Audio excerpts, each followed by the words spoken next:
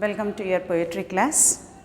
If you remember, in the previous class we have discussed Polonius' advice to his son by William Shakespeare, and you remember that how many advices he has given. Polonius, who was Polonius and all, I hope you have remembered, but once again Polonius was the chief counselor to the king Claudius, who is a character most important, or you can say the one of the main character from the tragic play Hamlet, written by William Shakespeare.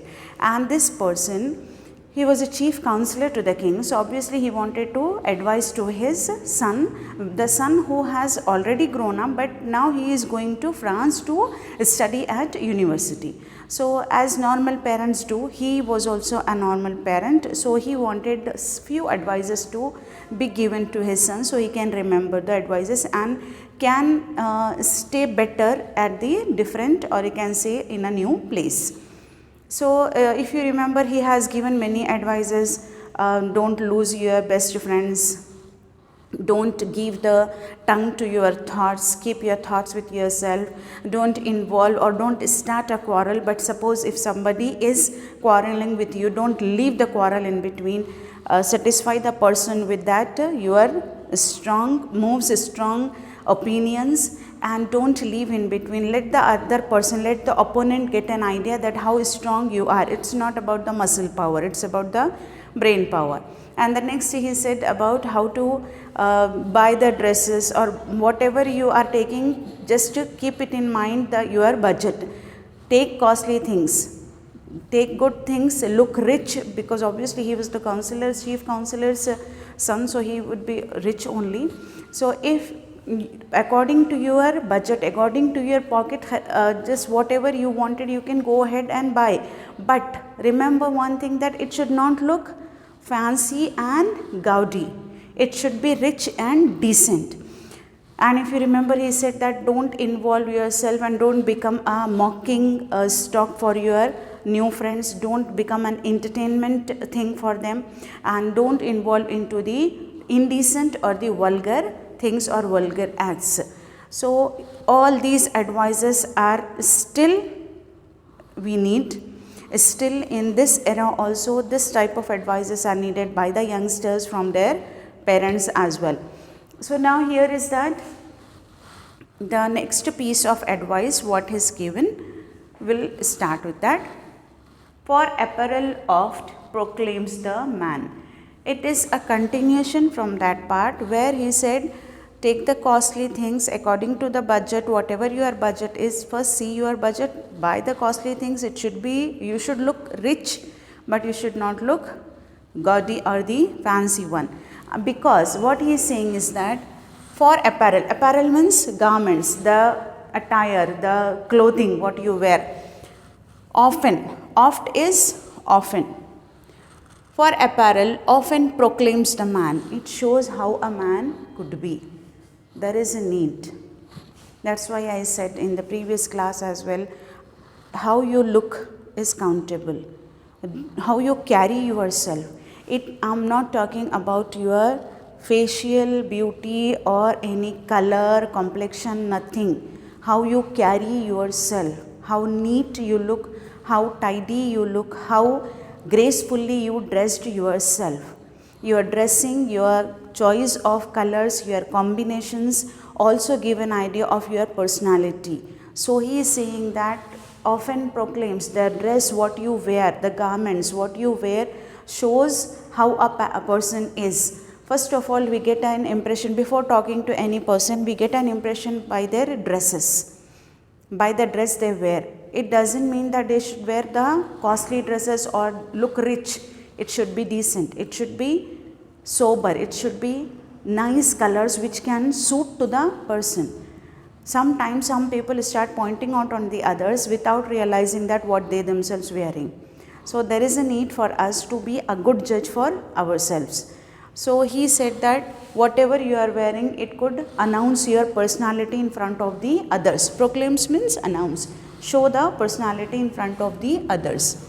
And they in France of the best rank and station are of a most select and generous chief in that.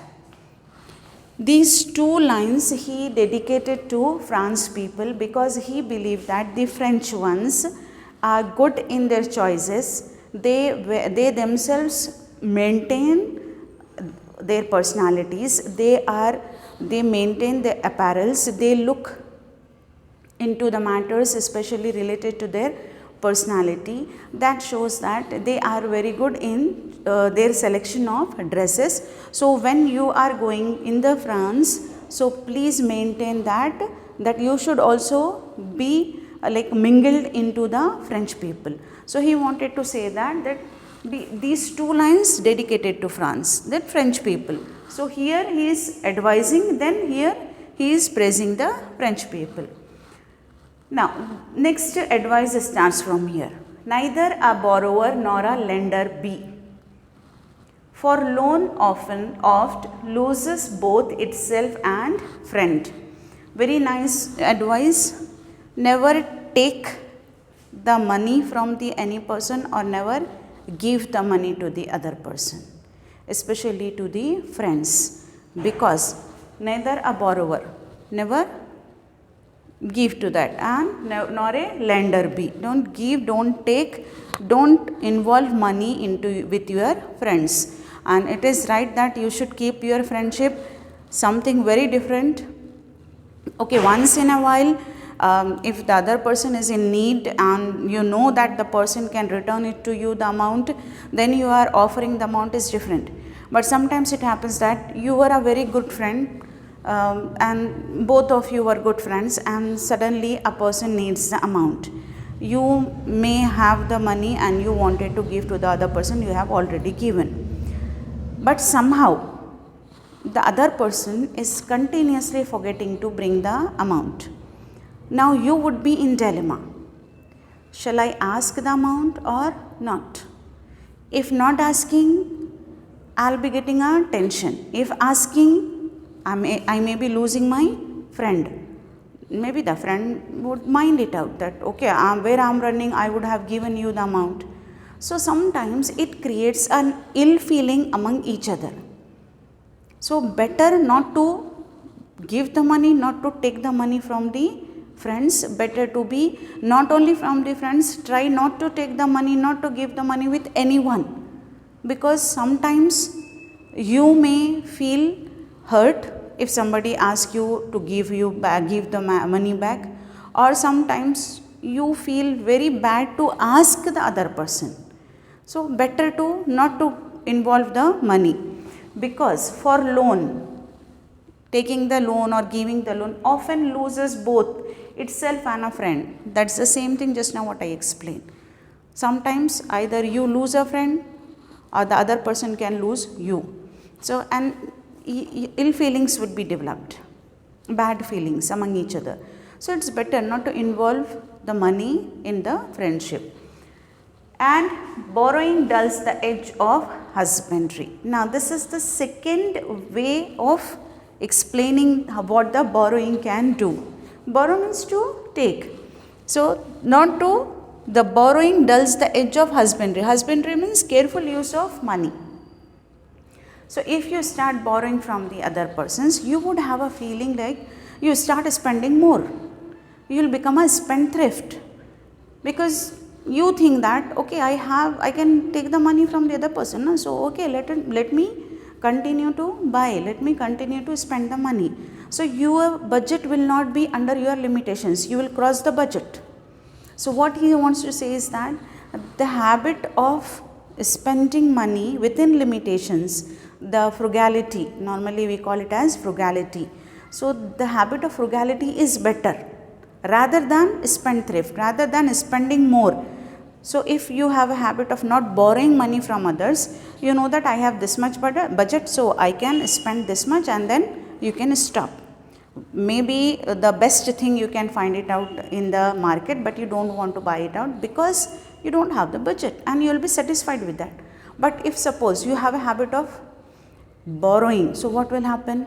You start borrowing from one person, and then again you find that another next attractive thing, so you start borrowing from the other person. So how many persons would be there for you who can give you the money, and you become indebted? you become indebted to many persons, and the next, as soon as you get the amount, you have to return to them. Again it will affect your own budget. So he said that don't borrow from the others, otherwise what will happen, your habit of spending within limitations will go away, and you will become like, you don't go for husbandry, careful use of money you don't do, you will go for spendthrift. This above all to thine own self be true.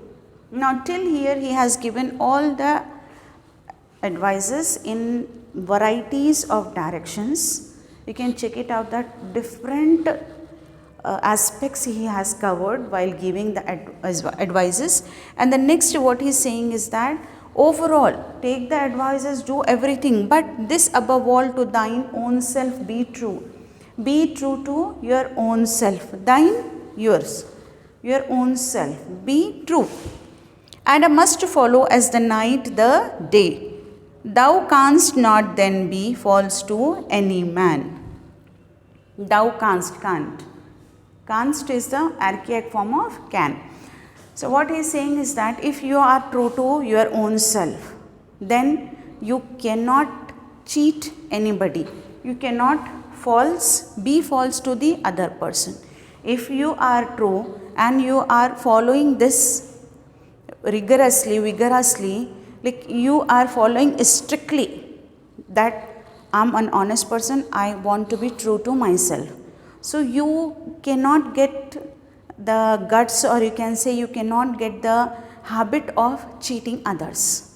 So he is saying that if you are true to yourself, be always true to yourself, and a must follow as the night the day. Like how the night and the day comes, in the same way follow yourself to be true always. This means in every season, in every condition, either you are facing any difficulty or maybe you are facing any problem. So in those times also, maybe the happiest times, you be true to yourself. So what will happen? You will not be false to anyone. That means you will not become cheater to be anyone. You cannot deceive the other person, because if you yourself is a true one, then why should you cheat the other person? You feel bad to even talk about that particular false things or cheating. So better, if you are true, you can follow that thing with the others. Farewell, my blessing, season this in thee. Now this, after all this, he said that this is like a farewell from my side to you. Like this season, this time, I am sending you with all these advices. You just go ahead and follow these advices, and it's like a farewell from my side. That means before giving you a farewell, like before sending you to another place, I am giving you all these advices. And if you find it out at our homes also, when you are leaving home, when you have entered into your first year college, you may have got lot of advices, lot of like teachings, preachings from your elders, from your family, because and maybe sometimes you got irritated because of that, because you are going into the college life for the first time.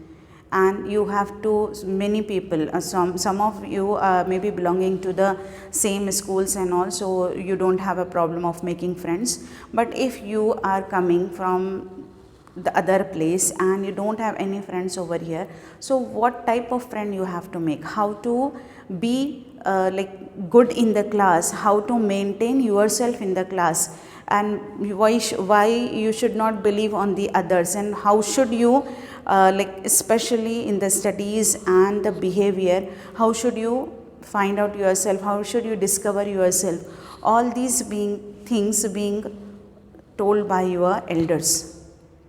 And now in the second year you may have got acquainted, but again in the next step for you, when you are going either for the engineering, for the medical, or for any other college, any professional side or the regular college, again you have to think, you have to decide. Maybe this time your elders would not give you so many teachings and so many advices, but still you have to be careful to take care that how to handle those certain situations. So these advices, always we need the advices, and these advices are one of the best ones. As now we are reading this written somewhere in 16th century or 15th century, but don't you think that they are still valuable, relatable in this era as well?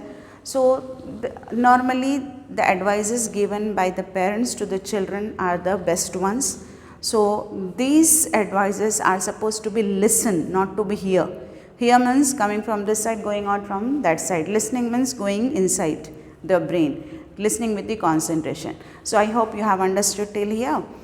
As I always say that please read the poem once, twice, thrice, copy the glossary, maintain that, and find out if you find any difficult words, please find it out and write down in your own words what you have understood for each and every class. I don't want a single summary for that. You can write down for the stanzas how I have divided. In that way you can go ahead after seeing the video, write down in your own words. Your own interpretation is must and needed, because if we'll meet, I would like to see that how the students would perform and how you have the ability to write down. So I hope you have understood well. Now my advices are also over for this poem. By the next class, hope we'll go ahead with the next short story. So by the time, take care, have a nice day.